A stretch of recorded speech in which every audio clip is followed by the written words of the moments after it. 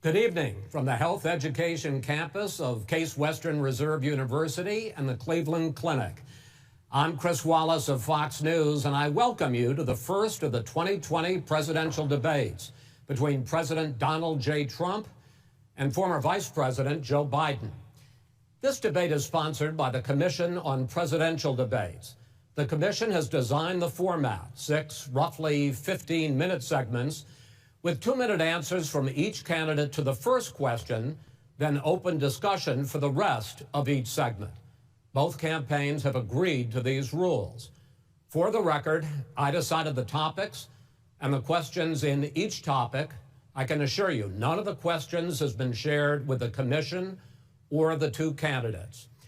This debate is being conducted under health and safety protocols designed by the Cleveland Clinic, which is serving as the health security advisor to the commission for all 4 debates. As a precaution, both campaigns have agreed the candidates will not shake hands at the beginning of tonight's debate.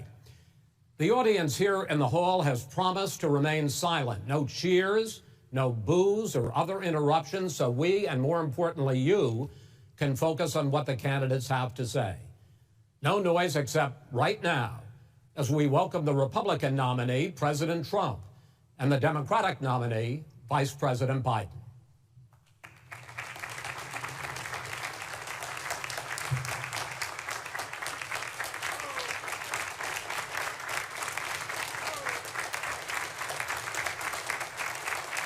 How you doing, man? How are you? I'm well.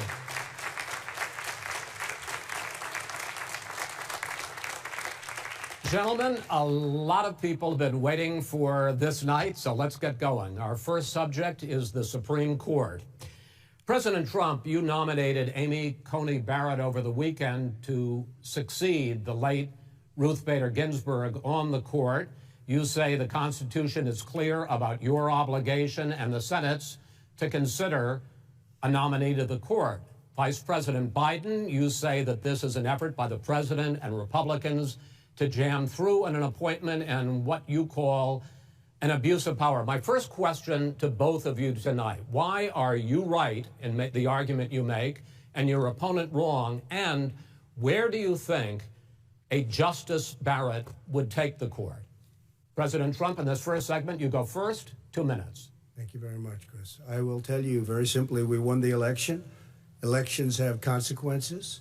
We have the Senate, we have the White House, and we have a phenomenal nominee, respected by all, top academic, good in every way, In fact, some of her biggest endorsers are very liberal people from Notre Dame and other places. So I think she's going to be fantastic. We have plenty of time, even if we did it after the election itself. I have a lot of time after the election, as you know. So I think that she will be outstanding. She's going to be as good as anybody that has served on that court. We really feel that. We have a professor at Notre Dame, highly respected by all, said she's the single greatest student he's ever had. He's been a professor for a long time at a great school. And we won the election, and therefore we have the right to choose her. And very few people knowingly would say otherwise. And by the way, the Democrats, they wouldn't even think about not doing it. If they had, the only difference is they're trying to do it faster. There's no way they would give it up. They had Merrick Garland, but the problem is they didn't have the election, so they were stopped. And probably that would happen in reverse also. Definitely would happen in reverse. So we won the election, and we have the right to do it, Chris. President Trump, thank you. Same question to you, Vice President Biden. You have 2 minutes. Well, first of all, thank you for doing this, and looking forward to this, Mr. President. Thank you, Joe. The American people have a right to have a say in who the Supreme Court nominee is. And that say occurs when they vote for United States senators and when they vote for the President of the United States. They're not going to get that chance now because we're in the middle of an election already. The election has already started. tens of thousands of people have already voted. And so the thing that should happen is we should wait. We should wait and see what the outcome of this election is, because that's the only way the American people get to express their view is by who they elect as president and who they elect as vice president. Now, what's at stake here is the president's made it clear he wants to get rid of the Affordable Care Act. He's been running on that, he ran on that, and he's been governing on that. He's in the Supreme Court right now trying to get rid of the Affordable Care Act, which will strip 20 million people from having insurance, health insurance now, if it goes into court. And the justice, and I'm not opposed to the justice. She seems like a very fine person. But she's written before she went on the bench, which is her right, that she thinks that the Affordable Care Act is not constitutional. The other thing that's on the court, and if it's struck down, what happens? Women's rights are fundamentally changed. Once again, a woman could be pay more money because she has a pre-existing condition of pregnancy. They were able to charge a woman more for the same exact procedure a man gets. And that ended when we, in fact, passed the Affordable Care Act. And there's 100 million people who have pre-existing conditions, and they'll be taken away as well. Those pre-existing conditions, the insurance companies are going to love this. And so it's just not appropriate to do this before this election. If he wins the election and the Senate is Democrat or Republican, then he goes forward. If not, we should wait until February. All right. There aren't 100 million people with pre-existing conditions. As far as the say is concerned, the people already had their say. Okay, Justice Ginsburg said very powerfully, very strongly, at some point, 10 years ago or so, she said a president and the Senate is elected for a period of time, but a president's elected for 4 years. We're not elected for 3 years. I'm not elected for 3 years. So we have the Senate, we have a president. He's elected to the next during election. that period of time, we have an opening. I'm not elected for 3 years. I'm elected for 4 years. And the 100 million people, Joe, the 100 million people is totally wrong. I don't know where you got that number. The bigger problem that you have is that you're going to extinguish 180 million people with their private health care that they're very That's happy simply with. not true. Well, you're certainly going to socialist. You're going to socialist medicine. We're now into, gentlemen, we're now into open discussion. Open discussion. Open discussion. Yes, I agree. Go ahead, Vice President. Number one, he knows that what I proposed. What I proposed is that we expand Obamacare and we increase it. We do not wipe any. And one of the big debates we had with 23 of my colleagues trying to win the nomination that I won were saying that Biden wanted to allow people to have private insurance still. They can. They do. They will under my proposal. It's not what you've said, But and it's not what your party has said. That is simply your party a lie. doesn't say it. Your party wants to go socialist medicine. My party is and me. socialist right healthcare. now, I am and the they're going to Democratic dominate Party. you, Joe. You know that. I am the Democratic Party right now. The platform of the Not according Democratic to Party Harris. is what I, in fact, approved of. What I approved of. Now, here's the deal. The deal is that it's going to wipe out pre-existing conditions. And by the way, the 200,000 people that have died on his watch, how many of those have survived? Well, there's 7 million people that contracted COVID.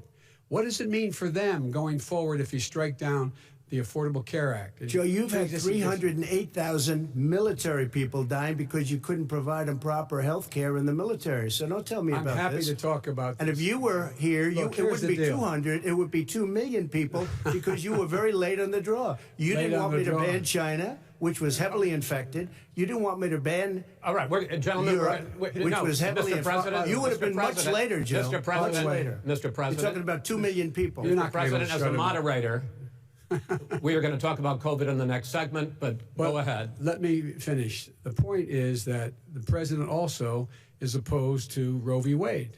That's on the ballot as well in the court. And so that's also at stake right now. And so the election is all You don't know it's on the ballot. Why is it on the ballot? Because Why is it you on the said ballot? It's not on the ballot. It's on the ballot in the I court. don't think so. In the court. Well, There's nothing happening there. Donald, would you And you just be don't quiet know for a her minute? view on Roe v. Wade. You I don't know don't her know. view. Well, all right. Let's talk. We got a lot to unpack here, gentlemen. We got a lot of time. So on health care, and then we'll come back to Roe v. Wade. All right. Mr. President, the Supreme Court will hear a case a week after the election in which the Trump administration, along with 18 state attorneys general, are seeking to overturn That's right. Obamacare, to end Obamacare. You have spent the last... Because they want to give good health care. If I may ask my question, sir. Good health care. Over the last 4 years, you have promised to repeal and replace Obamacare, but you have never in these 4 years come up with a plan, a comprehensive plan to replace Obamacare. Of course I have.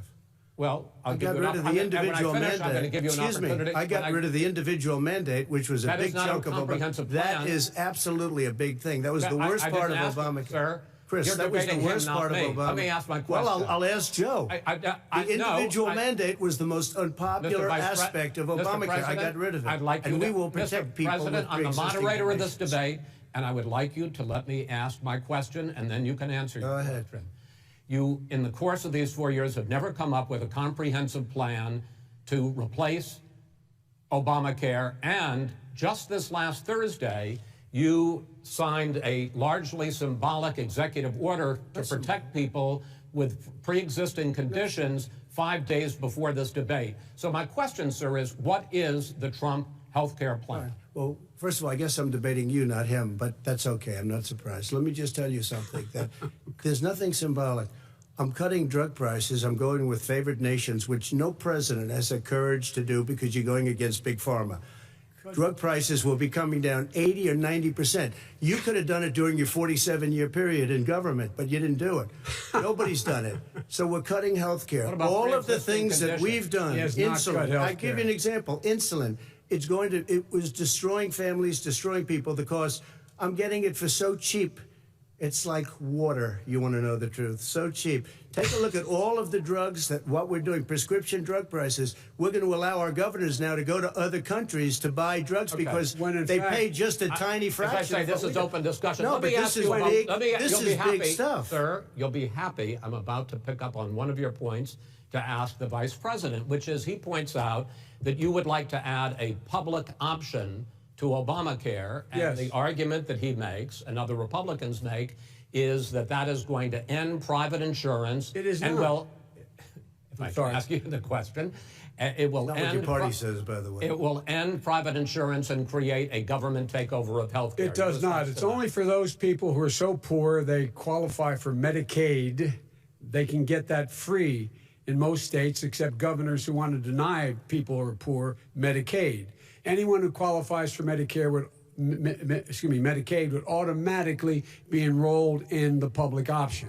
The vast majority of the American people would still not be in that option, number one. Joe, you agreed with Bernie Sanders, who's far left, on the manifesto, we call it. And that gives you socialized medicine. Look, hey, Are you saying I'm not you going to didn't listen to agree? him. The fact of the matter is, I beat Bernie Sanders. Not by much. I beat him a whole hell of a lot. I'm Not by here much. standing facing you, old buddy. Pocahontas would have left 2 days early. You would have lost every primary. All he knows how to on do Super is hurt. Tuesday. You got very lucky. Here's the deal.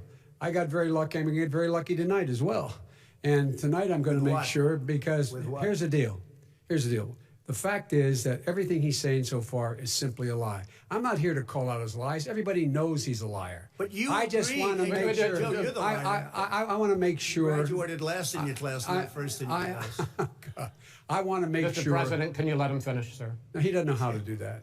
He has, You'd be surprised. You picked You'd be surprised. the Go ahead, wrong Joe. guy, the wrong Joe, night at go. the wrong time. Listen, you agreed with Here's the Bernie deal. Sanders to the The manifesto. whole idea. Now Let you're him- disavowing it. There is no manifesto, number Please one. let him speak, Mr. Number President. two. You just lost the left. Number two. You just lost the left. You agreed with Bernie Sanders on a plan Folks, that's absolutely folks, agreed do you have to, any and under that idea plan, what you have this clown's socialized, doing? They call it Mr. Medicare. You have any President. idea? Socialized medicine. Mr. Well, I President, tell you what, he is not for any help for people needing health care. Because Bernie? because he, in fact, already has cost 10 million people their health care that they had from their employers because of his recession. Number one. Number two, there are 20 million people getting health care through Obamacare now that he wants to take it away. He won't ever look you in the eye and say that's what he wants to do. Take it away. No, I want to give them better health care at a much lower price because and by the way, he doesn't know how. He doesn't know how to do that. I've already fixed it. He has never offered a plan. I've already fixed it to an extent. He has never done a single thing. As you might know, but probably don't. Gentlemen, you realize if you're both speaking at the same time, and it's too expensive. Let the president go ahead, sir. Obamacare is no good. We made it better, and I had a choice to make very early on. We took away the individual mandate. We guaranteed pre-existing conditions, but took away the individual mandate. Listen, this is the way it is. And that destroyed, they shouldn't even call it Obamacare. Then I had a choice to make. Do I let my people run it really well or badly? Yeah. If I run it badly, they'll probably blame him, but they'll blame me. But more importantly, I want to help people, okay?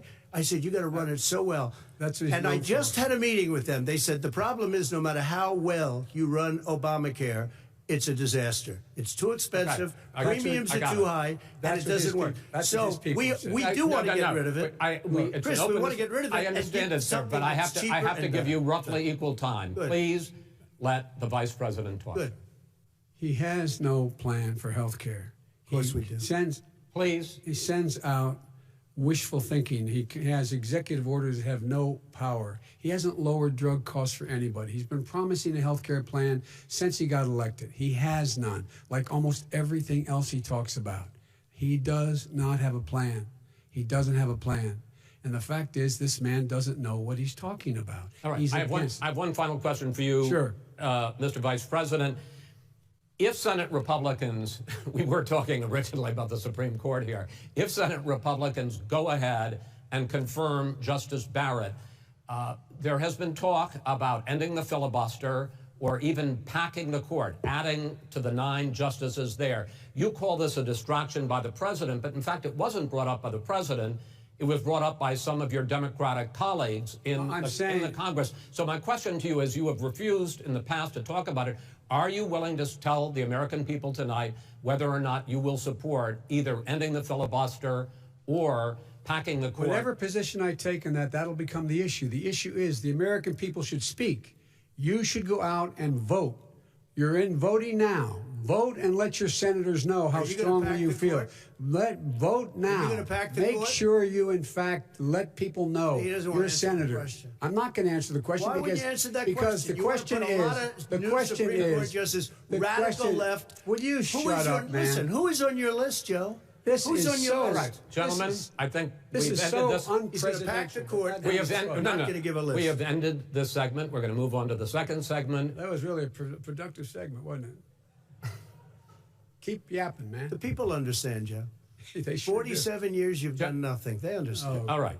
The second subject is COVID-19, which is an awfully serious subject, so let's try to be serious about it. We have had more than 7 million cases of coronavirus in the United States, and more than 200,000 people have died. Even after we produce a vaccine, experts say that it could be months or even years before we come back to anything approaching normal. My question for both of you is, based on what you have said and done so far and what you have said you would do starting in 2021, why should the American people trust you more than your opponent to deal with this public health crisis going forward? In this case, the question goes to you first, sir. 2 minutes uninterrupted. Good luck. 200,000 dead. As you said, over 7 million infected in the United States. We, in fact, have 4% of the world's population, 20% of the deaths. 40,000 people a day are contracting COVID. In addition to that, about between 750 and 1,000 people a day are dying. When he was presented with that number, he said, it is what it is. Well, it is what it is because you are who you are. That's why it is. The president has no plan. He hasn't laid out anything. He knew all the way back in February how serious this crisis was. He knew it was a deadly disease. What did he do? He's on tape as acknowledging he knew it. He said he didn't tell us or give people a warning of it because he didn't want to panic the American people. You don't panic. He panicked. In addition to that, what did he do? He went in and we were insisting that the people we had on the ground in China should be able to go to Wuhan and determine for themselves how dangerous this was. He did not even ask Xi to do that. He told us what a great job Xi was doing. He said we owe him a debt of gratitude for being so transparent with us. And what did he do then? He then did nothing. He waited and waited and waited. He still doesn't have a plan. Wrong. I laid out back in March exactly what we should be doing. And I laid out again in July what we should be doing. We should be providing all the protective gear possible. We should be providing the money the House has passed in order to be able to go out and get people the help they need to keep their businesses open schools that cost a lot of money. You should get out of your bunker and get out of the sand trap and get in your golf course and go in the Oval Office and bring together the Democrats and Republicans and fund what needs to be done now to save lives. So if we would have listened to you... You have 2 minutes, sir. If we would have listened to you, the country would have been left wide open. Millions of people would have died, not 200,000, and one person is too much. It's China's fault. It should have never happened. They stopped it from going in, but it was China's fault. And by the way, when you talk about numbers, you don't know how many people died in China. You don't know how many people died in Russia. You don't know how many people died in India. They don't exactly give you a straight count, just so you understand. But if you look at what we've done, I closed it, and you said he's xenophobic. He's a racist, and he's xenophobic. Because you didn't think I should have closed our country. Wait a minute. It says 2 minutes. You didn't think we should have closed our country because you thought it was terrible. You wouldn't have closed it for another 2 months. By my doing it early, in fact, Dr. Fauci said, President Trump saved thousands of lives. Many of your Democrat governors said, President Trump did a phenomenal job. We worked with the governor. Oh, really? Go take a look. The governors said I did a phenomenal job. Most of them said that. In fact, people that would not be necessarily on my side said that.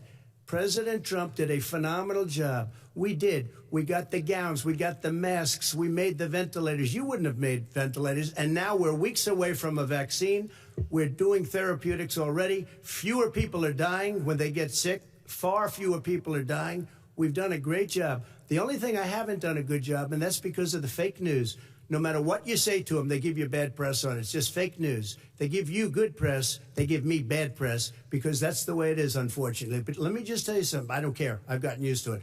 But I'll tell you, Joe, you could never have done the job that we did. You don't have it in your blood. You could have never done that job. I know how to do the job. I know how to get the job Well, you didn't do very well in swine flu. H1N1, you were a disaster. Your own chief of staff said you were a disaster. 14,000 people died, not 200,000. There was no economic recession. Sir, you made a there was no recession. You made a point. Let him answer. And there was we didn't shut down the economy. This is his economy he shut down. The reason it's shut down is because, look, you folks at home, how many of you got up this morning and had an empty chair at the kitchen table because someone died of COVID? How many of you were in a situation where you lost your mom or dad and you couldn't even speak to them? You had a nurse holding a phone up so you could, in fact, say goodbye. You would have lost far more people. Far more people. And you would have been. And by the way, his own CDC director says we could lose as many as another 200,000 people between now and the end of the year. And he held up. He said, if we just wear a mask, we can save half those numbers. Just a mask. And by the way, in terms of the whole notion of a vaccine, we're for a vaccine, but I don't trust him at all, nor do you. I know you don't. What we trust is a scientist. You don't trust Dr. Johnson Fauci. Johnson, Pfizer? Okay, by the way, gentlemen, let me move on to questions about the future, because you both have touched on two of the questions I'm going to ask. Focusing on the future first, President Trump, you have repeatedly either contradicted or been at odds with some of your government's own top scientists. The week before last, the head of the Centers for Disease Control, Dr. Redfield, said it would be summer before the vaccine would become generally available to the public. You said that he was confused and mistaken. Those were your two words. Yeah. But Dr. Slaoui, the head of your Operation Warp Speed, has said exactly the same thing. Are they both wrong? Well, I've spoken to the companies, and we can have it a lot sooner. It's a very political thing because people like this would rather make it political than save lives. It is a very political thing. I've spoken to Pfizer. I've spoken to all of the people that you have to speak to. We have great Moderna, Johnson & Johnson, and others. They can go faster than that by a lot. become very political because the left, or I don't know if I call So them you're left, I don't know suggesting what I that call the them. head of your Operation Warp Speed, Dr. Slawi? I disagree with him. Yeah, no, I disagree with both of them. And he didn't say that. He said it could be there, but it could also be much sooner. I had him in my office 2 days ago. He talked about the summer, sir, before it's generally available. Just like He said Dr. it's a Redfield. possibility that we'll have the answer before November 1st. It could also I'm be talking after about when it's that. generally available. not Well, when we're it'll going to be. deliver it right away. We have the military all set up. Logistically, they're all set up. We have our military that delivers soldiers, and they can do 200,000 a day. They're going to be This is delivering the same man It's who all told set you up. by Easter this would be gone away. By the warm weather, it'd be gone. Miraculous, like a miracle. And by the way, maybe you could inject some bleach in your arm, and that would take care of it. This is the That same was man. said sarcastically, That was and you seen- know that. I- That was said sarcastically. And so here's the deal. This man is talking about a vaccine. Every serious company is talking about maybe having a vaccine done by the end of the year. But the distribution of that vaccine will not occur until sometime beginning or the middle of next year to get it out, if we get the vaccine. And pray God we will. Pray God we will. Mr. Vice President, I want to pick up You'll have on the that. vaccine I sooner want to than pick that. up on this question, though. You say the public can trust the scientists, but they can't trust President Trump. In fact, you said that again tonight. Your running mate, Senator Harris, goes further, saying the public health experts, quote, will be muzzled, will be suppressed.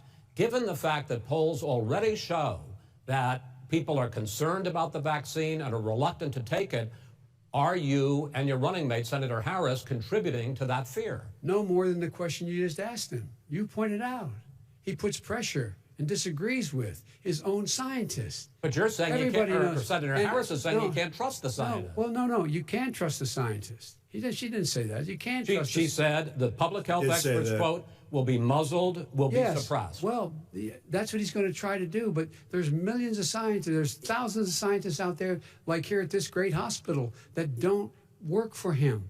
Their job doesn't depend on him. That's not. They're the people. And by I the way, spoke to the and scientists that are in charge. By the way, they will have the vaccine very soon. Let him finish. do you believe for a moment what he's telling you in light of all the lies he's told you about the whole issue relating to COVID?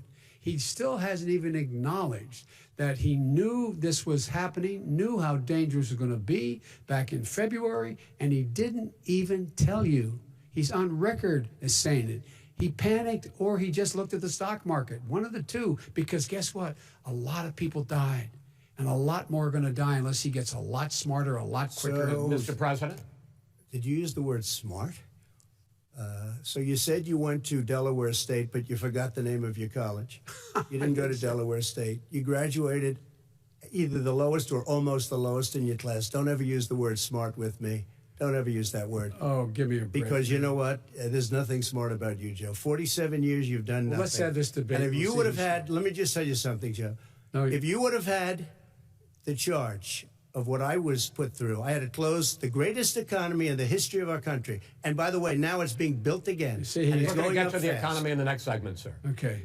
It's going up fast. Okay. Look forward to talking. When it comes to how the virus has been handled so far, the two of you have taken very different approaches, and this is going to affect how the virus is handled going forward by whichever of you ends up becoming the next president. I want to quickly go through several of those. Reopenings. Vice President Biden, you have been much more reluctant than President Trump about reopening the economy and schools. Why, sir?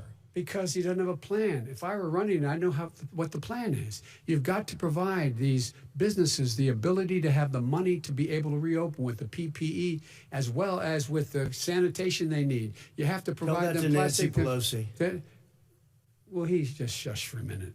Tell it to Nancy No, Pelosi. And Schumer, by the Brian way, Chuck. Nancy Pelosi and Schumer, they have a plan. He won't even meet with them. The Republicans won't meet with him in the Senate. And he sits in his golf course. And I mean, literally, think about it. You probably play think more than about I it. do, Joe.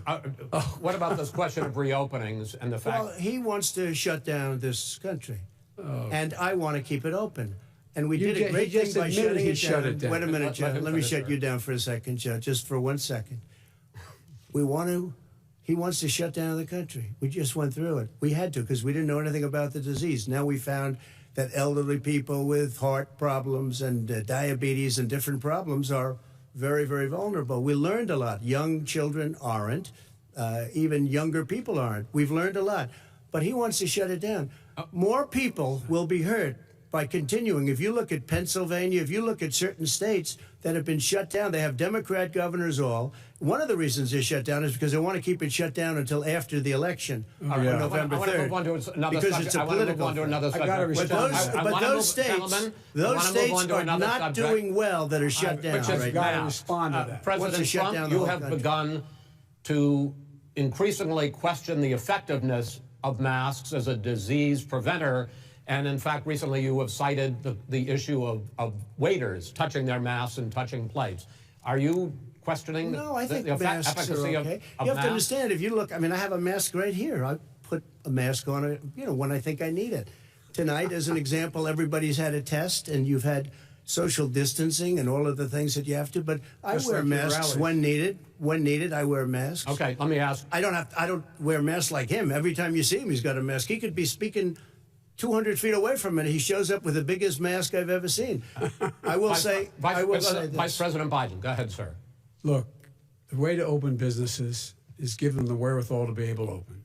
We provided money. The Congress. But I was asking you, sir, about masks. Well, masks make a big difference. His own head of the CDC said if we just wore masks between now, everybody wore masks in social distance between now and January, we'd probably save up to 100,000 lives. It matters. And they've also said the opposite. They've also said no serious person said the opposite. Well, look serious at Dr. Fauci. Dr. Fauci said the opposite. He did not say the opposite. We got a little bit more than a minute left in this masks segment. Are not good. Then he changed his mind. He said masks are good. I'm okay with masks. I want to ask you both about one last subject, because your different approaches has even affected the way that you have campaigned. President Trump, you're holding large rallies with crowds packed together, thousands of people. Outside, yes, sir, agreed. Vice President Biden, you are holding much smaller events with... Because nobody will show up. People with... What's true? Nobody shows up to his rallies. All right. In any case, why you holding the big rallies? Why you not? You go first, sir. Because people want to hear what I have to say. I mean, but are you not worried about it spreading as a disease? president, and I'll have 35,000 people show up at airports. We use airports. Are you not worried about the have a disease lot of issues, people. sir? Well, so far, we have had no problem whatsoever. It's outside. That's a big difference, according to the experts. And we do them outside. We have tremendous crowds, as you see. I mean, and literally on 24 hours notice. And Joe does the circles and has 3 people someplace. Okay. By the way, did you see one of the last big rallies he had? And a reporter came up to him to ask him a question. He said, no, stand back. Put on your mask. Put on a mask. Have you been tested? I'm way far away from those other people. That's what he said. I can't. I'm going to be okay. He's not worried about you. He's not worried about the people out there breathing in one another. We've had no negative effect. No negative effect. We've had no negative effect. And we've had 35,000, 40,000 people at these rallies. Just quickly finish up, because I want to move on to our next. Yes, I would. He's been totally irresponsible the way in which he has handled the social distancing and people wearing masks, basically encouraged them not to. All right. He's a fool on this. If you could get the crowds, you would have done the same thing. But you can't. Nobody cares. Gentlemen, can we move on to the economy? Yes. The economy is, I think it's fair to say, recovering faster than expected from the shutdown. Much faster. In the second quarter, the unemployment rate fell to 8.4% last month. The Federal Reserve says the hit to growth, which is going to be there, is not going to be nearly as big as they had expected. President Trump, you say we are in a V-shaped recovery. Vice President Biden, you say it's more of a K-shape. What difference does that mean to the American people in terms of the economy? President Trump, in this segment, you go first. So we built the greatest economy in history. We closed it down because of the China plague. When the plague came in, we closed it down, which was very hard psychologically to do. He didn't think we should close it down, and he was wrong. And again, 2 million people would be dead now instead of still 204,000 people is too much. One person is too much. Should have never happened from China. But what happened is we closed it down, and now we're reopening, and we're doing record business. We had 10.4 million people in a 4-month period that we've put back into the workforce. That's a record the likes of which nobody's ever seen before. And he wants to close down he will shut it down again. He will destroy this country. You know, a lot of people, between drugs and alcohol and depression, when you start shutting it down, you take a look at what's happening in some of your Democrat-run states where they have these tough shutdowns. And I'm telling you, it's because they don't want to open it. One of them came out last week. You saw that. Oh, we're going to open up on November 9th. Why November 9th? Because it's after the election. They think they're hurting us by keeping them closed. They're hurting people. People know what to do. They can social distance. They can wash their hands. They can wear masks. They can do whatever they want. But they got to open these states up. When you look at North Carolina, when you look, and these governors are under siege, Pennsylvania, Michigan, and a couple of others, you got to open these states up. It's not fair. You're talking about almost, it's like being in prison. And you look at what's going on with divorce, look at what's going on with alcoholism and drugs. It's a very, very sad thing. And he'll close down the whole country. This guy will close down the whole country and destroy our country. Our country is coming back incredibly well, setting records as it does it. We don't need somebody to come in and say, let's shut it down. All right. Your 2 minutes, sir. We're now moved to you. As I said, posing the question, the president says it's a V-shaped recovery. You say it's a K-shaped recovery. What's the difference? The difference is millionaires and billionaires like him in the middle of the COVID crisis have done very well. Billionaires have made another $300 billion because of his profligate tax proposal, and he only focused on the market. But you folks at home, you folks living in Scranton and Claymont and all the small towns and working class towns in America, how well are you doing? This guy paid a total of $750 in taxes. Sir, wait, no, sir, it's just wrong statement. Yeah, I understand. You've agreed to the 2 minutes, so please let him have it. Do I get my time back? The fact is that he has, in fact, worked on this in a way that he's going to be the first president of the United States to leave office having fewer jobs in his administration than when he became president. Fewer jobs than when he became president. First one in American history. Secondly, the people who have lost their jobs are those people who have been on the front lines, those people who have been saving our lives, those people who have been out there dying, people who've been putting themselves in the way to make sure that we could all try to make it. And the idea that he is insisting that we go forward and open when you have almost half the states in America with a significant increase in COVID deaths and COVID cases in the United States of America. And he wants to open it up more. Why does he want to open it up? Why doesn't he take care of the American? You can't fix the economy until you fix the COVID crisis. And he has no intention of doing anything about making it better for you all at home in terms of your health and your safety. Schools. Why aren't schools open? Because it costs a lot of money to open them safely. You know, they were going to give, his administration was going to give the teachers and school students masks. And then they decided, no, couldn't do that because it's not a national emergency. Not a national emergency. They've done nothing to help small businesses. Nothing. They're closing. 1 in 6 is now gone. He ought to get on the job and take care of the needs of the American people so we can open safely. All right. Your time is up, sir. Well, we are going to get to... I have to respond to that. Well, you both had 2 minutes, sir. Excuse me, he made a statement. So did you. People want their schools open. They don't want to be shut down. They don't want their state shut down. They want their restaurants. I look at New York. It's so sad what's happening in New York. It's almost like a ghost town. And I'm not sure it can ever recover what they've done in New York. People want their places open. They want to get back to their lives. They'll be careful, but they want their schools open. Okay. I'm the one that brought back football. By the way, I brought back Big Ten football. It was me, and I'm very happy to do it. And all right, people of Ohio are very proud of me. And you know how I found out? When he took gentlemen, we're going to get to your economic plans going forward in a moment. But first, Mr. President, as you well know, there's a new report that in 2016, the year you were elected president, and 2017, your first year as president, that you paid $750 a year in federal income tax each of those years. I know that you pay a lot of other taxes, but I'm asking you the specific question. Is it true that you paid $750 in federal income taxes each of those 2 years? I paid millions of dollars in taxes, millions of dollars of income tax. And let me just tell you, There was a story in one of the papers. Show us your tax I paid $38 million one year. I paid $27 million Show us your tax one year. returns. I went. You'll see it as soon as it's finished. You'll see it. You know, if you want to go to the Board of Elections. There's a 118-page or so report that says everything I have, every bank I have, I'm totally under-leveraged because the assets are extremely good, and I built Sir, a great I'm asking company. you a specific question, which But is... let me tell you... I understand all of that. Release your I tax understand all of that. returns. No, Mr. President, Go ahead. I'm asking you a question. Will you tell us how much you paid in federal income taxes in 2016 and 2017? Millions of dollars. You paid millions of dollars? Millions of dollars. So yes. not 750? Millions of dollars, and you'll get to see it. And you'll get to see when? it. But let In me just Shalom? tell you, Chris, let me just tell you something, that it was the tax laws. I don't want to pay tax. Before I came here, I was a private developer. I was a private business people. Like every other private person, unless they're stupid, they go through the laws, and that's what it is. He passed a tax bill that gave us all these privileges for depreciation and for tax credits. We build a building and we get tax credits, like the hotel on Pennsylvania Avenue. You get a massive, which, by the way, was given to me by the Obama administration, if you can believe that. Now, the man got fired right after that happened. But Vice President Biden, you want to respond? Yeah, I do want to respond.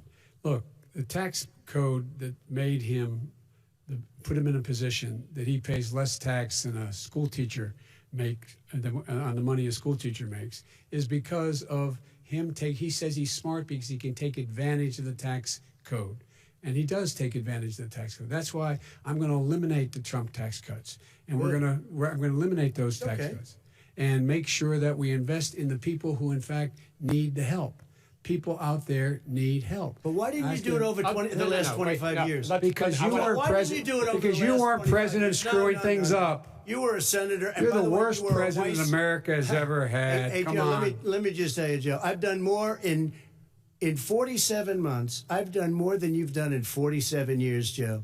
We've done things that you never even thought of doing, including fixing the broken military that you gave me, including taking care of your vets. Mr. President, we're talking about the economy. I'd like to ask you about your plans going forward because, Mr. Vice President, your economic plan, if you were to be elected president, focuses a lot on big government, big taxes, big spending. I want to focus first on the taxes.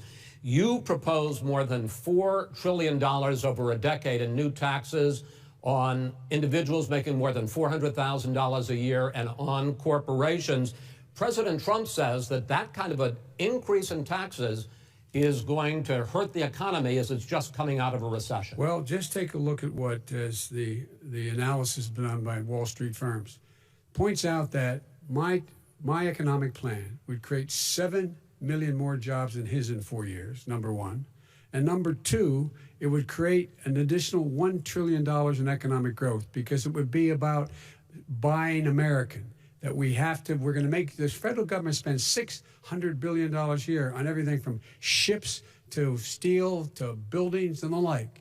And under my proposal, we're going to make sure that every penny of that has to be made by a company. But respectfully, sir, I'm talking about taxes, not spending. By the way, I'm going to eliminate a significant number of the tax. I'm going to make the corporate tax 28%. It shouldn't be 21%. You have 91 companies, in the Fortune 500 who don't pay a single penny in tax, making billions of dollars. Why didn't you do it billions before of when you were vice president with Obama? Because you, in fact, passed that. That was right. your tax proposal. I got it done. And you know what happened? Yeah, you got it done. Our economy boomed like it's never boomed The economy is busted. Mr. President, let me pick up on that. You would continue your free market approach, lower taxes, more deregulation, correct? Not lower taxes for American people. But let me. Excuse me. But in Obama's, you talk about the economy booming. It turns out that in Obama's final 3 years as president, more jobs were created, 1.5 million more jobs than in the first 3 years of your presidency. They had the slowest recovery since economic recovery since 1929. It was the slowest recovery. Also, they took over something that was down here. All you had to do is turn on the lights and you pick up a lot. But they had the slowest economic recovery since 1929. Let me tell you about the stock market. When the stock market goes up, that means jobs. It also means 401ks. if you got in, if you ever became president with your ideas, you want to terminate my taxes, I'll tell you what, you'll lose half of the companies that have poured in here will leave, and plenty of companies that are already here, they'll leave for other places.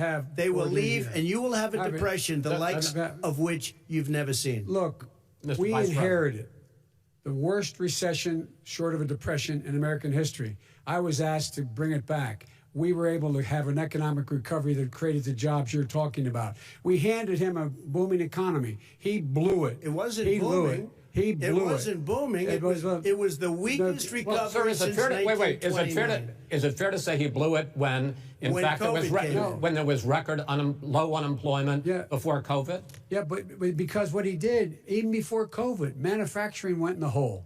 Manufacturing went in the hole. Excuse me, Chris. Wait. Number two. Chris. Number three. They said it would take. No, you were number two. No. Chris.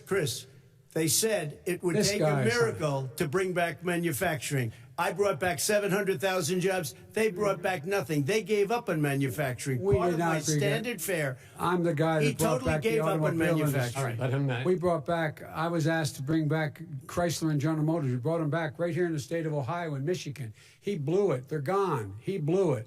And in fact, they're going. Ohio had the best year it's ever had last year. Michigan had the best year they've ever had. That is not Many true. car companies came in from Germany, from Japan, went to Michigan, went to Ohio. They're not having and they didn't come in with you. Mr. Vice President, go ahead. And so you take a look at what he's actually done. He's done very little. His trade deals are the same way. He talks about these great trade deals. You know, he talks about the art of the deal. China's perfected the art of the steal. We have a higher deficit with China now than we did before. We have the highest trade deficit with Mexico. China ate your lunch. All right, 18%. China ate your lunch, Joe. And no wonder your son goes in and he takes out billions of dollars. Takes out billions of dollars to manage. He makes millions of dollars. And also, while we're at it, why is it, just out of curiosity, the mayor of Moscow's wife gave your son $3.5 million. What did he do to deserve it? What did he do with Burisma to deserve $183,000? You've asked a question, let him answer it. None of that is true. Oh, really? He didn't get $3.5 million? Mr. President, totally, Mr. President, please. Totally discredited. Totally discredited. And by the way, well, wait, he didn't get $3.5 million, Joe? Mr. Vice, he got $3.5 million. It is not true. Oh, really? Mr. President, it's an open discussion, please. It's a fact. Well, you have raised an issue. Let the Vice President answer. Discredited. Did Burisma pay him $183,000 a month with no experience in energy? Mr. President, my son did nothing wrong at Burisma. I think he did. Mr. President, let him answer. He doesn't want to let me answer because he knows I have the truth. His position has been totally, thoroughly discredited. By who? And the media? By everybody. Well, by the media, by our allies, by the World Bank, by everyone has discredited. Matter of fact, even the people who testified under oath. So let me ask you this. No, go ahead, Mr. I'm listening to you. He got $3.5 million from Moscow. He testified under oath in his administration, said, I did my job and I did it very well. Oh, I really? did it I'd honorably. like to know who they are. Well, I'll give you the list of the people who testified. No, go ahead, sir. Sure, you've already fired most of them because they did a good job. Some people don't do a good job. With you, go ahead. Wait a minute. You get the final word, Mr. Well, it's hard to get any word in with this clown. Excuse me. Hey, let me just say, Joe. No. I'm Mr. President. $3.5 million, Joe. That is simply Why did he deserve $3.5 million from Moscow? Look, here's the deal. We want to talk about families and ethics. I don't want to do that. I mean, his family we could talk about all night. His family's already... My family lost a fortune by coming down and helping us with government. And that's such a... Mr. President. Every single one of them lost a fortune. This is not about my family or his family. It's about your family. The American people. He doesn't... That's not true. It doesn't want to talk about what you need. You, the American people. It's about you. That's what we're talking about here. All right, that's the end of the segment. We're moving on. He didn't take them. Well, Vice President, no. Can I be honest? It's a very important question. Try to be honest. He stood up. No, the answer to the question is no. Ukraine. No, sir. With $1 billion, if you that is absolutely not true. You're going to have true, gentlemen. I hate to raise my voice, but it seems to be. Why should I be different than the two of you? So here's the deal. Good point. We have 6 segments. We have ended that segment. We're going to go to the next segment. In that segment, you each are going to have 2 uninterrupted moments. In those 2 uninterrupted minutes, Mr. President, you can say anything you want. I'm going to ask a question about race, but if you want to answer about something else, go ahead. But I think that the country would be better served if we allowed both people to speak with fewer interruptions. I'm appealing to you, sir, to do that. Well, and him too. Well, frankly, you've been doing more interrupting Well, that's than all he right, has. but he does plenty. Well, less than, sir, less There's than, plenty. no, less than you have. Let's please continue on. The issue of race. Vice President Biden, you say that President Trump's response to the violence in Charlottesville 3 years ago, when he talked about very fine people on both sides, was what directly led you to launch this run for president. Oh, yeah, sure. President Trump, you have often said that you believe you have done more for Black Americans than any president, with the possible exception of Abraham Lincoln. My question for the 2 of you is, why should voters trust you rather than your opponent to deal with the race issues facing this country over the next 4 years? Vice President Biden, you go first. It's about equity and equality. It's about decency. It's about the Constitution. And we have never walked away from trying to require equity for everyone, equality for the whole of America.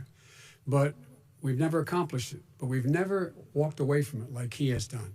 It is true. The reason I got in the race is when those people, close your eyes, remember what those people looked like coming out of the fields carrying torches, their veins bulging, just spewing anti-Semitic bile, and accompanied by the Ku Klux Klan. A young woman got killed. And they asked the president what he thought. He said there were very fine people on both sides. No president has ever said anything like that. It is whose Now, 2 second, minutes, sir. second point I'd make to you is that when Floyd was killed, when Mr. Floyd was killed, there was a peaceful protest in front of the White House. What did he do? He came out of his bunker, had the military use tear gas on him so he could walk across to a church and hold up a Bible. And then what happened after that? The bishop of that very church said that it was a disgrace. The general who was with him said all he ever wants to do is divide people, not unite people at all. This is a president who has used everything as a dog whistle to try to generate racist hatred, racist division. This is a man who, in fact, you talk about helping African Americans. 1 in 1,000 African Americans has been killed because of the coronavirus. And if he doesn't do something quickly, by the end of the year, 1 in 500 will have been killed. 1 in 500 African Americans. This man is the savior of African Americans. This man cares at all. This man's done virtually nothing. Look, the fact is that you have to look at what he talks about. You have to look at what he did. And what he did has been disastrous for the African American community. So, President Trump, you have 2 minutes. Why should Americans trust you over your opponent to deal with racism? he did a crime bill, 1994, where you call them super predators, African Americans, the super predators, and they've never forgotten it. They've never forgotten it, Joe. No, sir, it's his 2 minutes. So you did that, and they call you a super predator, and I'm letting people out of jail now that you have treated the African American population community, you have treated the Black community about as bad as anybody in this country. You did the 1990, and that's why, if you look at the polls, I'm doing better than any Republican has done in a long time, because they saw what you did. You call them super predators, and you've called them worse than that, because you look back at your testimony over the years, you've called them a lot worse than that. As far as the church is concerned, and as far as the generals are concerned, we just got the support of 250 military leaders and generals, total support. Law enforcement, almost every law enforcement group in the United States. I have Florida, I have Texas, I have Ohio, I have Portland. The sheriff just came out today and he said, I support President Trump. I don't think you have any law enforcement. You can't even say the word law enforcement, because if you say those words, you're going to lose all of your radical left supporters. And why aren't you saying those words, Joe? Why don't you say the words law enforcement? Because you know what? If they called us in Portland, we would put out that fire in a half an hour, but they won't do it because they're run by radical left Democrats. If you look at Chicago, if you look at any place you want to look, Seattle, they heard we were coming in the following day and they put up their hands and we got back Seattle. Minneapolis, we got it back, Joe, because we believe in law and order, but you don't. The top 10 cities and just about the top 40 cities are run by Democrats and in many cases radical left. And they've got you wrapped around their finger, Joe, to a point where you don't want to say anything about law and order. And I'll tell you what, the people of this country want and demand law and order, and you're afraid to even say it. All right. I want to return to the question of race. Vice President Biden, after the grand jury in the Breonna Taylor case decided not to charge any of the police with homicide, you said it raises the question, quote, whether justice could be equally applied in America. Do you believe that there is a separate but unequal system of justice for blacks in this country? Yes, there is. There's systemic injustice in this country, in education and work and in law enforcement and the way in which it's enforced. But look, the vast majority of police officers are good, decent, honorable men and women. They risk their lives every day to take care of us. But there are some bad apples. And when they occur, when they find them, they have to be sorted out. They have to be held accountable. They have to be held accountable.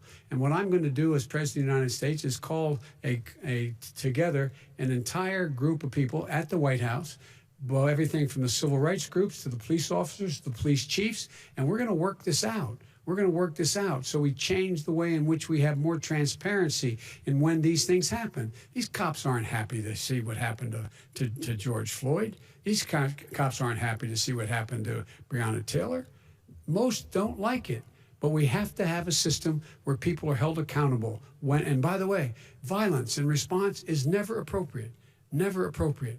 Peaceful protest is. Violence is never appropriate. All right. What is peaceful protest? When they run through the middle of the town and burn down your stores and kill people all over the place, that and you is say not peaceful protest? President Trump, No, it's I'm not not, asking. but you say it is. President Trump, I'd like to continue with the issue of race. I promise we're going to get to the issue of law and order in a moment.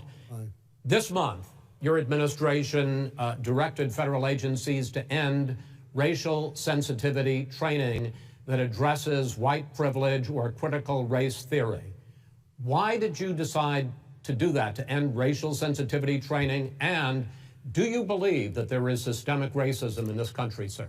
I ended it because it's racist. I ended it because a lot of people were complaining that they were asked to do things that were absolutely insane, that it was a radical revolution that was taking place in our military, in our schools, all over the place, and you know it, and so does everybody else. Radical, and he would know. What is radical totally about racial sensitivity training, sir? If you were a certain person, you had no status in life. It was sort of a reversal. And if you look at the people, we were paying people hundreds of thousands of dollars to teach very bad ideas and, frankly, very sick ideas.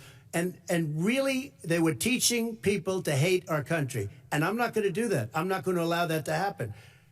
We have to go back to the core values of this country. They were teaching people that our country is a horrible place, it's a racist place, and they were teaching people to hate our country. And I'm not going to allow that to happen. Vice President Biden?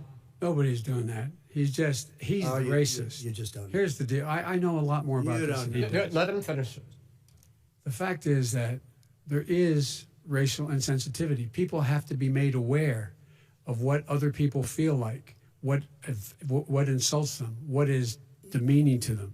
It's important that people know they don't want to. Many people don't want to hurt other people's feelings, but it makes a big difference. It makes a gigantic difference in the way a child is able to grow up and have a sense of self-esteem.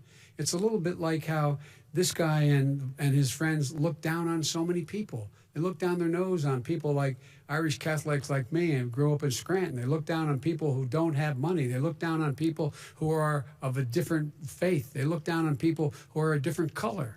In fact, we're all Americans. The only way we're going to bring this country together is bring everybody together. There's nothing we cannot do if we do it together. We can take this on and we can defeat racism in America. President Trump, sir. During the Obama-Biden administration, there was tremendous division. There was hatred. You look at Ferguson, you go to many places. Look at Oakland. Look what happened in Oakland. Look what happened in Baltimore. Look what happened. Frankly, it was more violent than what I'm even seeing now. Oh, my but Lord. the reason This is is that ridiculous. the Democrats that run these Absolutely cities ridiculous. don't want to talk like you about law and order. Violent and you crime, still haven't mentioned. violent Are you in crime. favor of law and order? I'm in favor of law. You follow Are you in favor of law and order? Go Yes, ahead, I'm say in it. favor. You Everybody's asked a in favor question, of let him finish. Law and order. Lose his Law left. and No, order. let him answer. Law and order with justice, where people get treated fairly. And the fact of the matter is, violent crime went down 17%, 15% in our administration. All right. It's gone up on his watch. Went down much more he in had- ours. All right, we're down. is You're, president of Mr. the President, United you're going States to. of America. We Mr. were President, breaking every record in the book. Mr. President, you're going to be very happy because And we're now going to talk about law and order. Places we had trouble were Democratic-run cities. That's and exactly my Democratic- question. There has been a dramatic increase in homicides in America this summer, particularly, and you often blame that on Democratic mayors and Democratic governors, but in fact, there have been equivalent spikes in Republican-led cities like Tulsa and Fort Worth. So the question is this really a party issue? I think it's a party issue. You can bring in a couple of examples, but if you look at Chicago, what's going on in Chicago, where 53 people were shot and 8 died shot. If you look at New York, where it's going up like nobody's ever seen anything, the numbers are going up 100, 150, 200%. Crime. Republican It is cities. crazy what's going on. And he doesn't want to say law and order because he can't, because he'll lose his radical left supporters. And once he does that, it's over with. But if he ever got to run this country and they ran it the way he would want to run it, we would have our suburbs would be gone. By the way, our suburbs would be gone. And you would see problems like you've He never would seen know a before. suburb unless he took a wrong turn. Oh, I know suburbs. He would not. So much I was better. raised, Go ahead, I was, wait a minute. I was So much raised better in the suburbs. This is not 1950. All these dog whistles on racism don't work anymore. Suburbs are by and large integrated. There's many people today driving their kids to soccer practice and or to black and white and Hispanic in the same car as there have been any time in the past. What really is a threat to the suburbs and their safety is his failure to deal with COVID. They're dying in the suburbs. His failure to deal with the environment. They're being flooded. They're being burned out because his refusal to do anything. That's why the suburbs are in trouble. I do want to talk about this issue of law and order, though. And in the joint recommendation that came from the Biden-Bernie Sanders task force, you talked about, quote, reimagining policing. First of all, what does reimagining policing mean, and do you support? It means let me, if I might finish the question. What does reimagining policing mean, and do you support the Black Lives Matter call for community control of policing? Look, what I support is the police having the opportunity to deal with the problems they face. And I'm totally opposed to defunding the police offices. As a matter of fact, local police, the only one defunding it, his budget calls for a $400 million cut in local law enforcement assistance. They need more assistance. They need, when they show up for a 9/11 call, to have someone with them as a psychologist or psychiatrist to keep them from having to use force and be able to talk people down. We have to have community policing like we had before, where the officers get to know the people in the communities. That's when crime went down. It didn't go up, it went down. And so we have to be engaged. That's not what in they're prevention. talking about, Chris. That's well, not what that- they're talking about. that's He's talking exactly- about defunding the police. That is not true. He doesn't have any law support. Look, He has no law enforcement that's not support. true. Almost That's nothing. look, Oh, really? Who do you have? Name one group that supports you. Name one group that came out and supported you. Go Look, ahead. look. Think. We have time. we don't have time to do No, anything. think All right. about it. Look, Name folks, one law enforcement group that came out and I supported think, gentlemen, you. I think I'm going to take back the There moderator's aren't. I don't role, think there and are any. I want to get to another subject, which is the issue of protests in many cities that have turned violent. In Portland, Oregon, especially, we had more than 100 straight days of protests, which I think you would agree. You talk about peaceful protests. Many of those turned into riots. Mr. Vice President, you say that people who commit crimes should be held accountable. The question I have, though, is, as the Democratic nominee, and earlier tonight you said that you are the Democratic Party right now, have you ever called the Democratic mayor of Portland or the Democratic governor of Oregon and said, hey, you got to stop this, bring in the National Guard, do whatever it takes, but you stop the days and months of violence in Portland? I don't hold public office now. I am a former vice president. I've made it clear in my public statements that the violence should be prosecuted. it should be prosecuted. And anyone who commits it But should you've be never prosecuted. called for the people, He's never the said leader. that. Excuse me, sir. You have never called for the leaders in Portland and in Oregon to bring in the National Guard and knock off 100 days of riots. They can, in fact, take care of it if he just stay out of the way. Look here. Oh, really? Here, Oh, really? here's the thing. I sent in the U.S. asked him a Marshals to question. get the killer of the that- young man in the middle of the street. They shot him, and for 3 days, President Trump, Portland President wouldn't do Trump anything. I has had to send in interrupted- the U.S. Marshals. President They Trump, took care of business. Go ahead, sir. And by the way, you know, his own former spokesperson said, you know, riots and chaos and violence help his cause. That's what this is all about. I don't know who said that. I do. Who? I think Kellyanne Conway. I don't think she said that. She said that. don't And so here's the All thing. right. But here's the point. Go The ahead. point is that that's what he is, keeps trying to rile everything up. He doesn't want to calm things down. Instead of going in and talking to people and saying, let's get everybody together, figure out how to deal with this. What's he do? He just pours gasoline in the fire constantly, every single solitary Okay, time. and to end this, button up this segment, I'm going to give you a minute to answer, sir.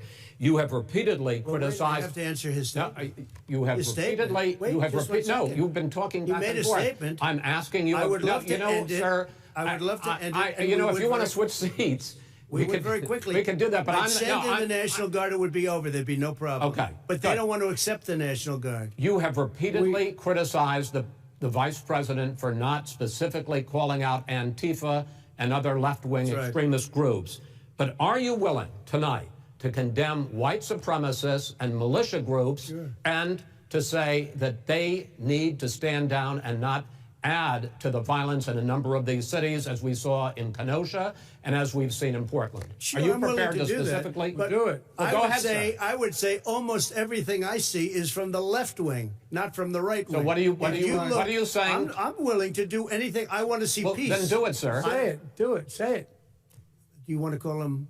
What do you want to call him? Give me a name. Give me a White name. Go ahead. supremacists and Who would white you like me to supremacists. condemn? White Proud Boys. supremacists and right Proud militia. Boys, stand back and stand by. But I'll tell you what. Somebody's got to do something about Antifa and the left, because this is not a right-wing problem. His This own is a left-wing. FBI director This said is a the threat left-wing of problem. white Go ahead, sir. supremacists. Antifa's an idea, not an organization. Oh, you gotta be not kidding. militia. That's what Oh, really? his It's an idea. His Okay. FBI director Gentlemen, said. Well, then you know what? He's wrong. we're done, sir. We're moving on to the next. We're Everybody moving. gives you bat advice hits in you your over the head, that's administration. not an idea. Everybody in Antifa your is bad. administration tells you the truth has a bad idea. Can I tell you what? You have no ideas. Antifa is a dangerous All right, radical gentlemen, group. we're now moving on to the Trump And and you ought to be Biden careful with records. them. They'll overthrow you. When in a 2 president, seconds. I'm going to ask a question. When the president seeks a second term, it is generally a referendum on his record. But Vice President Biden, you like to quote one of your dad's sayings, which is, don't compare me to the almighty, compare me to the alternative. And in this case, sir, you are the alternative.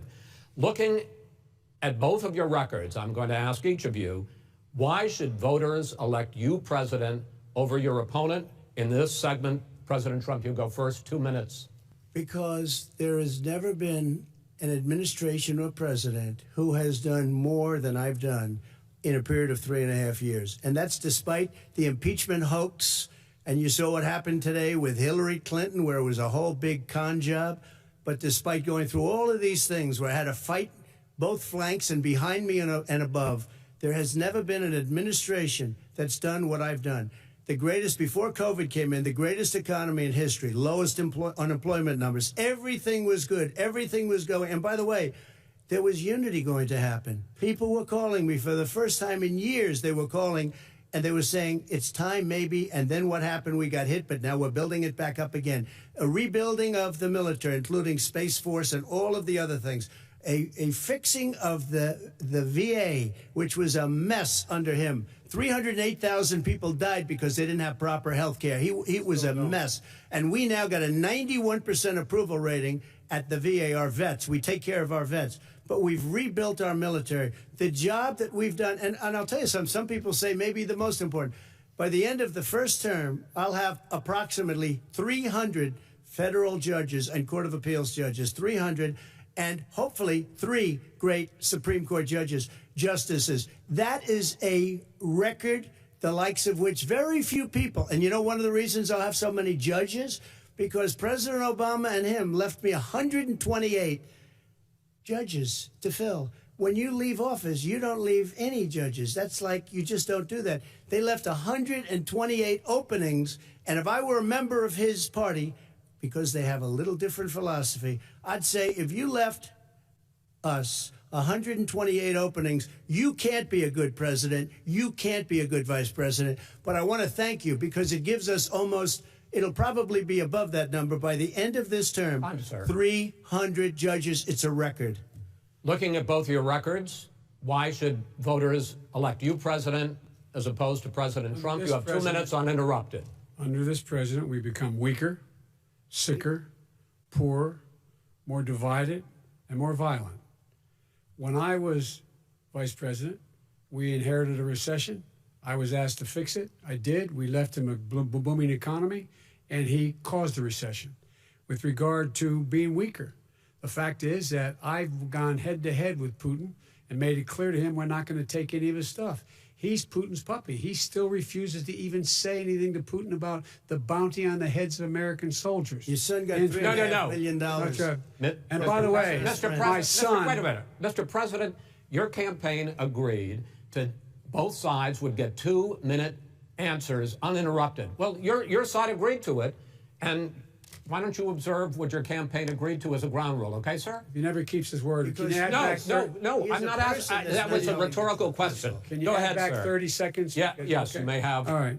Go ahead. So, thirdly, we're poor. The billionaires have gotten much more wealthy by a tune of over $300 to $400 billion more just since COVID. You in the home, you got less. You're in more trouble than you were before. In terms of being more violent, when we were in office, there were 15% less violence in America than there is today. He's president of the United States. It's on his watch. And with regard to more divided, the nation can't stay divided. We can't be this way. And speaking of my son, the way you talk about the military, the way you talk about them being losers and being and just being suckers. My son was in Iraq. He spent a year there. He got the Bronze Star. He got the Conspicuous Service Medal. He was not a loser.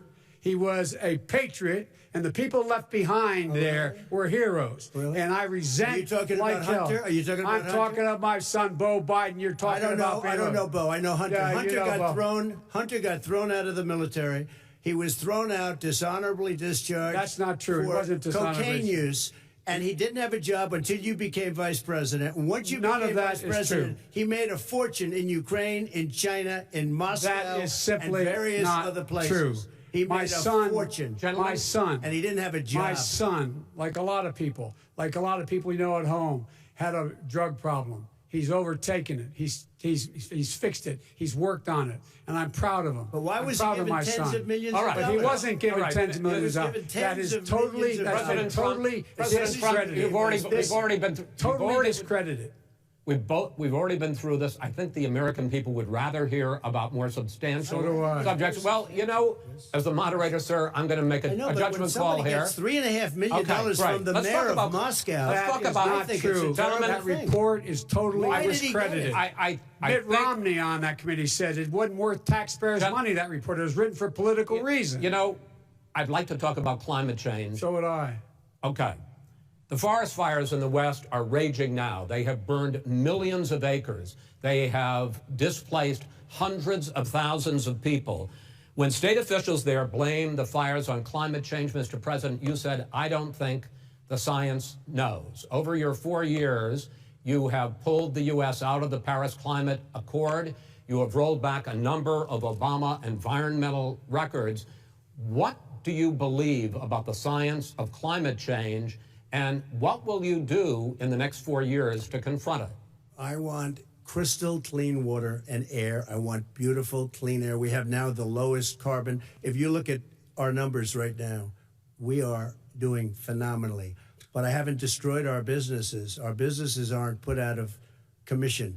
If you look at the Paris Accord, it was a disaster from our standpoint. And people are actually very happy about what's going on because our businesses are doing well. As far as the fires are concerned, you need forest management in addition to everything else. the forest floors are loaded up with trees, dead trees that are years old, and they're like tinder, and leaves and everything else. You drop a cigarette in there, the whole forest burns down. You've got to have forest management. What do you You've got to have cuts. What do you believe about the science of climate change, sir? I believe that we have to do everything we can to have immaculate air, immaculate water, and do whatever else we can that's good. You know, we're planting 1 billion trees, the Billion Tree Project, and it's very exciting. You believe for a lot of people. that human pollution, greenhouse gas emissions contributes to the global warming of this planet? I think a lot of things do, but I think to an extent, yes. But I also think we have to do better management of our forests. Every year, I get the call, California's burning. California's burning. If that was cleaned, if you had forest management, good forest management, you wouldn't be getting those calls. You know, in Europe, they have forest cities. They're called forest cities. They maintain their forests. They manage their forests. I was with the head of a major country. It's a forest city.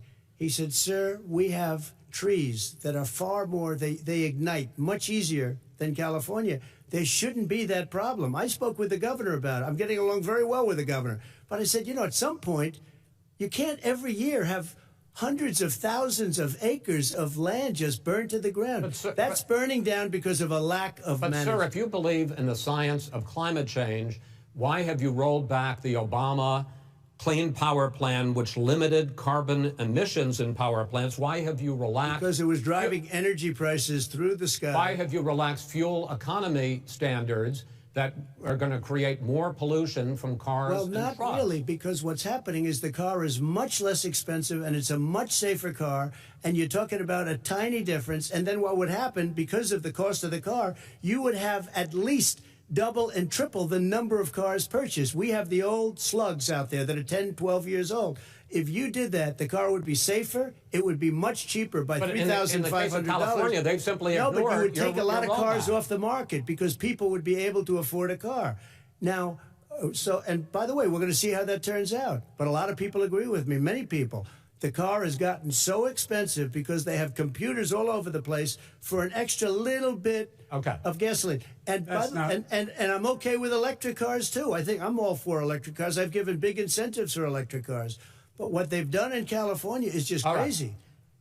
Vice President Biden, I'd like you to respond to the president's climate change record, but I also want to ask you about a concern. You proposed $2 trillion in green jobs. You talk about new limits, not abolishing, but new limits on fracking, ending the use of fossil fuels to generate electricity by 2035, and zero net emission of greenhouse gases by 2050.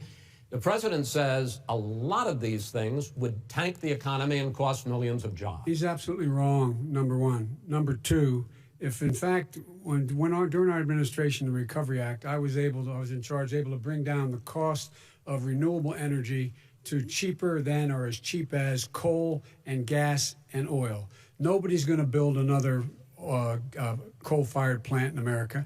No one's going to build another oil-fired plant in America. They're going to move to renewable energy, number one.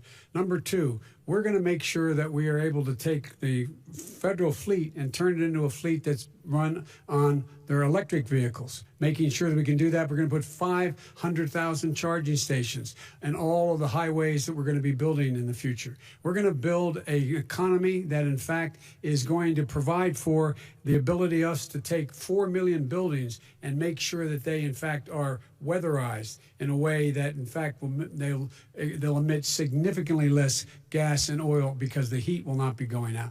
There's so many things that we can do now to create thousands and thousands of jobs. We can get to net zero in terms of energy production by 2035. Not only not costing people jobs, creating millions of good paying jobs, not $15 an hour, but prevailing wage, by having a new infrastructure that, in fact, is green. And the first thing I will do, I will rejoin the Paris Accord. I will join the Paris Accord because with us out of it, look what's happening. It's all falling apart. And talk about someone who has no relationship with foreign policy. Brazil, the rainforests of Brazil are being torn down, are being ripped down. More carbon is absorbed in that rainforest than every bit of carbon that's emitted in the United States. Instead of doing something about that, I would be gathering up and making sure we had the countries of the world coming up with $20 billion and say, here's $20 billion. Stop tearing down the forest. And if you don't, then you're going to have significant economic consequences. What about the argument that President Trump basically says that you have to balance environmental interests and economic interests, and he's drawn his line? Well, he hadn't drawn a line. He still, for example, make sure that he wants to make sure that methane's not a problem. You can now emit more methane without it being a problem. Methane. This is a guy who says that you don't have to have mileage standards for automobiles that exist now. This is the guy who says that, well, the fact that it's all true. And here's the deal. He's talking about the Green New Deal, and it's not $2 billion or $20 billion, as you said. It's $100 trillion. I'm talking about where they want to rip down buildings and rebuild the building. No, it's the dumbest, most ridiculous. Where airplanes are out of business, where two-car systems are out, where they want to take out the cows too. That's not true either, right? This is a $100 trillion. Look, that's more money than our country could make in 100 years if we're not going the case. All right, let me destroy our because country. I actually wait a minute, sir. I actually have studied your plan, and it includes upgrading 4 million buildings, weatherizing 2 million homes over 4 years, building 1.5 million energy-efficient homes.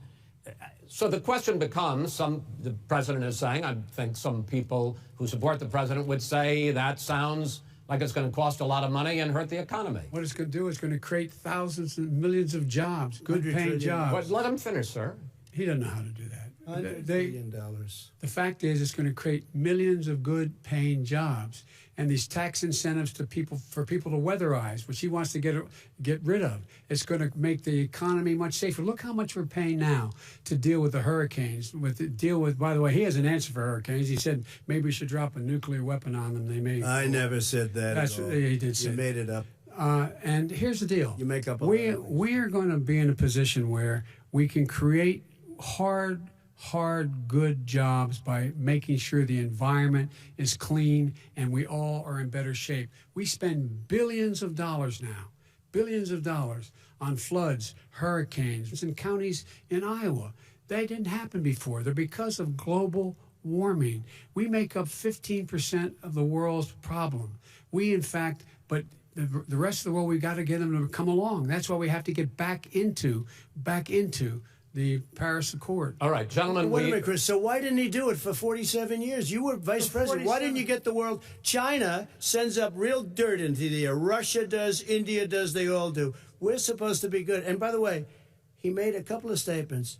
The Green New Deal is $100 trillion. That is not not my plan. That's the Green New you want to Deal rebuild every is building. not my plan. You want to rebuild every If he knew anything about, he made a statement about the military. He said I said something about the military. He and his friends made it up, and then they went with it. I never said it. Okay. That is what not he true. did Sir, is he you're done in said this segment. he called the military Mr. Vice President, stupid bastards. I and he did said not it on say tape. that. He said Mr. stupid Please, bastards. He sir, said it. stop. I would never I say would that. Play to the it. military. Play it. Go ahead.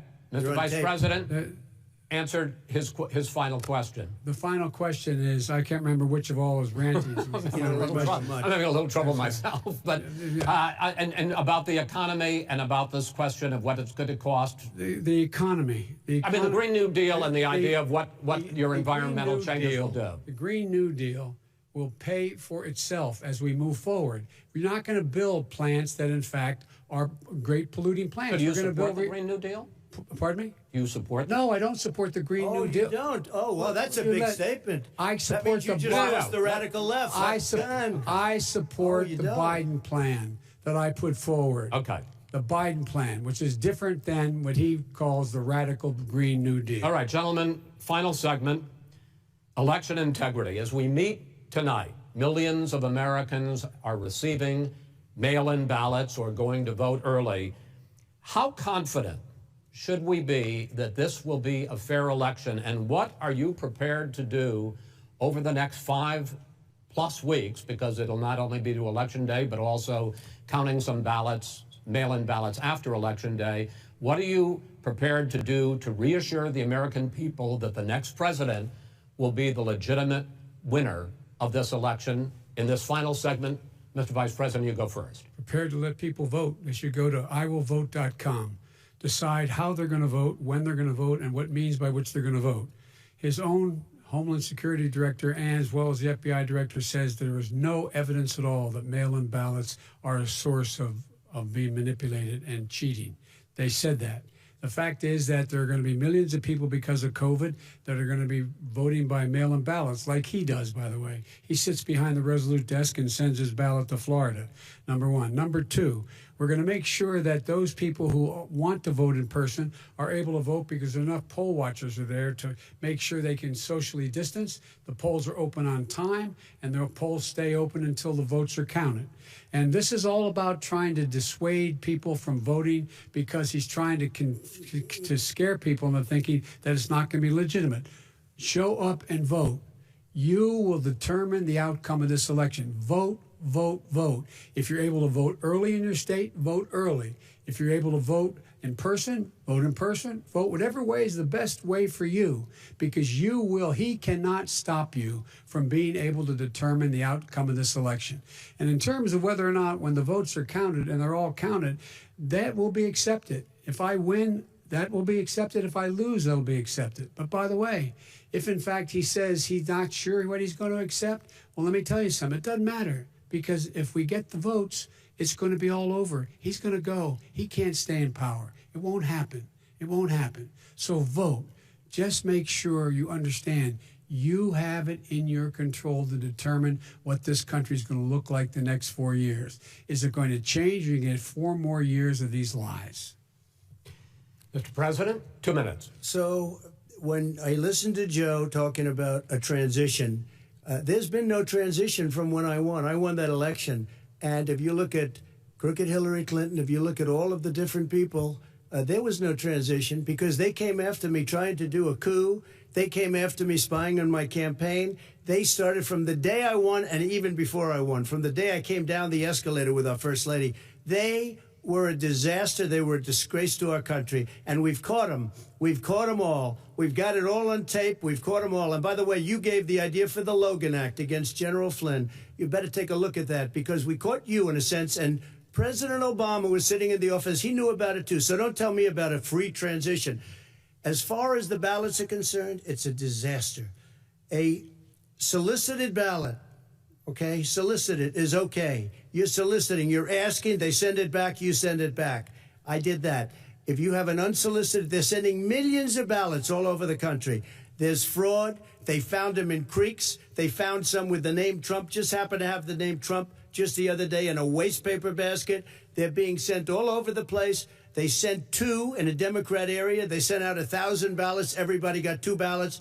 This is going to be a fraud like you've never seen. The other thing, it's nice on November 3rd, you're watching and you see who won the election. And I think we're going to do well, because people are really happy with the job we've done. But you know what?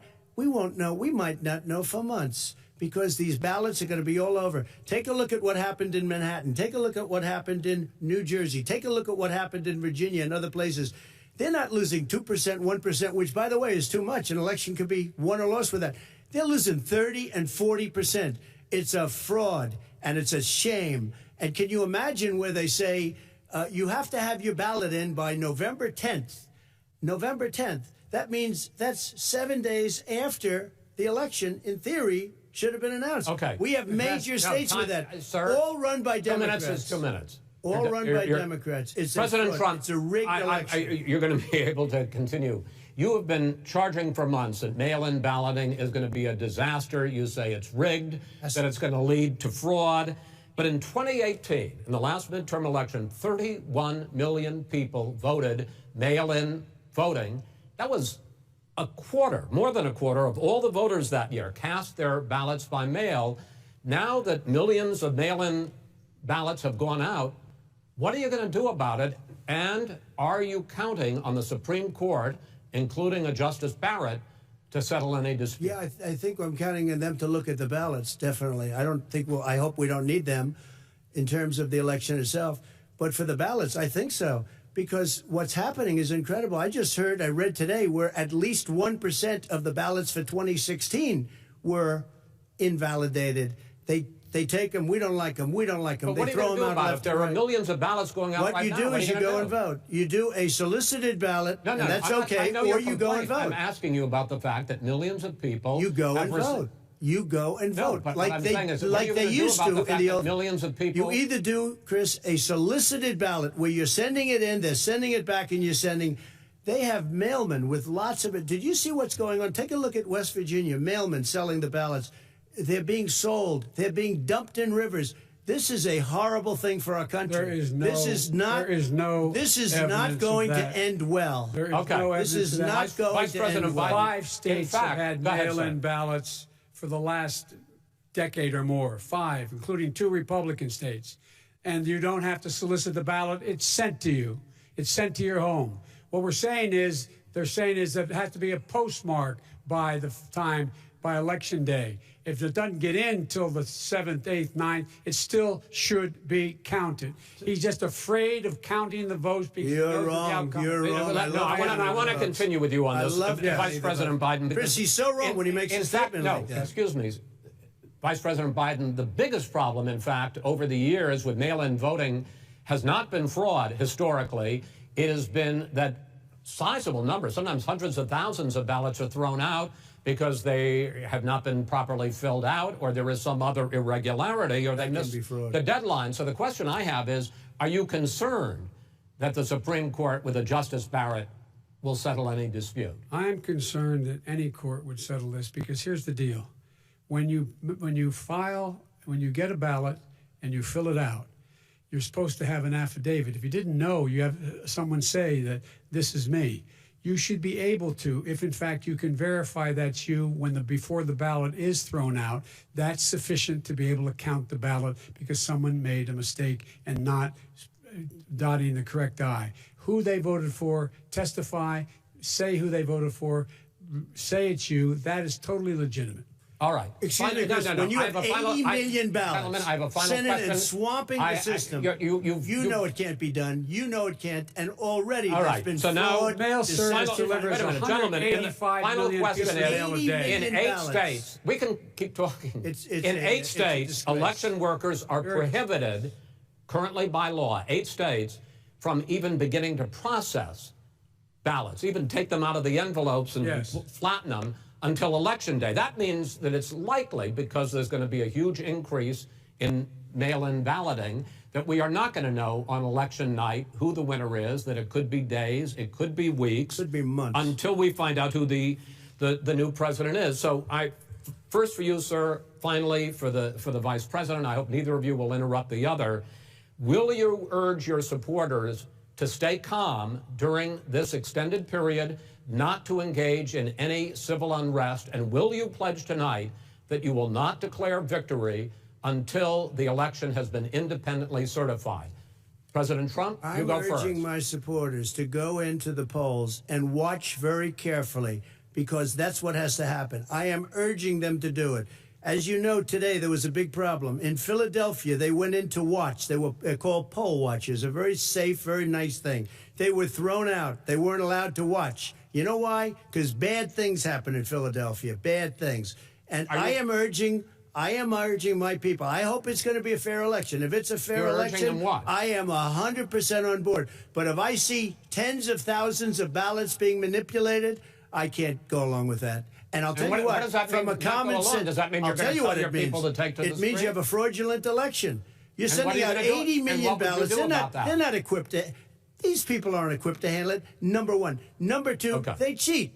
They cheat. Hey, they found ballots in a waste paper basket 3 days ago, and they all had the name military ballots. They were military. They all had the name Trump on them.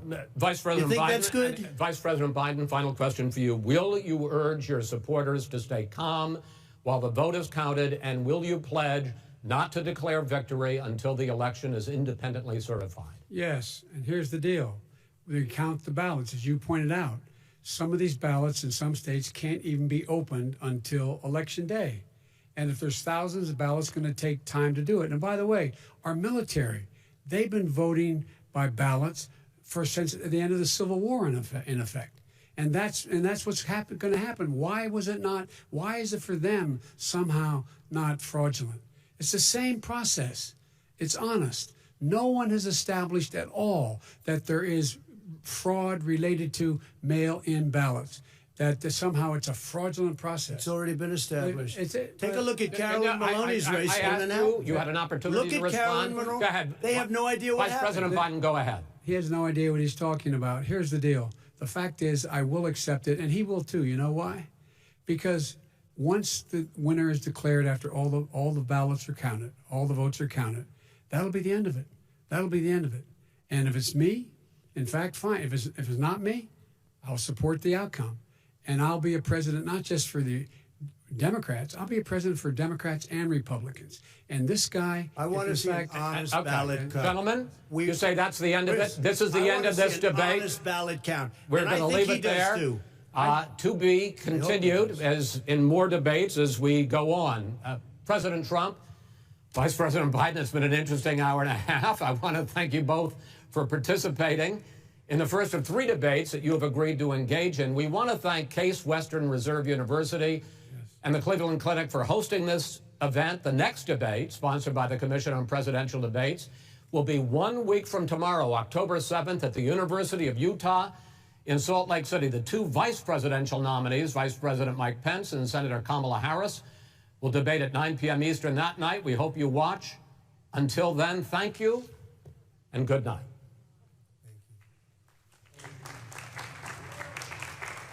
Thank you.